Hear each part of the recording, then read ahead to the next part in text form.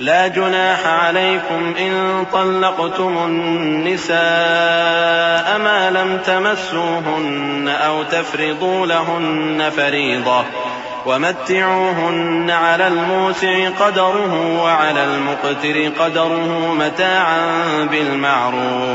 متاعا بالمعروف حقا على المحسنين.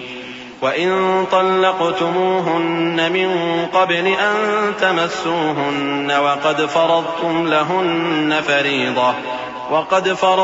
لهن فريضة فنصف ما فرضتم إلا أن يعفون أو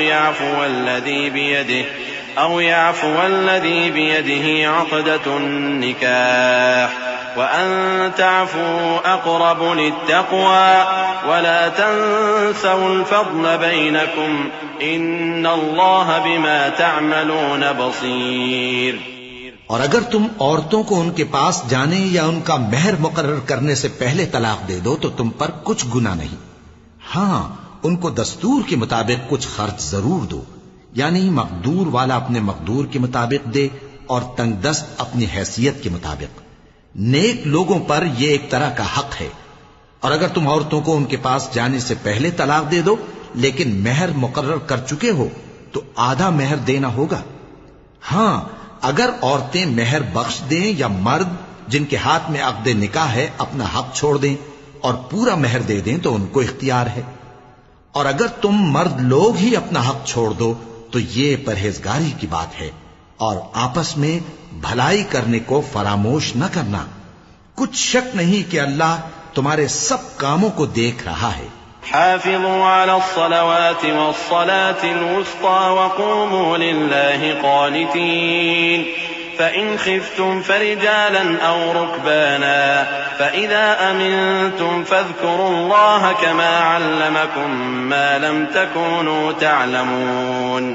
والذين يتوفون منكم ويذرون أزواجا وصية لأزواجهم متاعا إلى الحول غير إخراج فإن خرجن فلا جناح عليكم فيما فعلن في أنفسهن من معروف والله عزيز حكيم.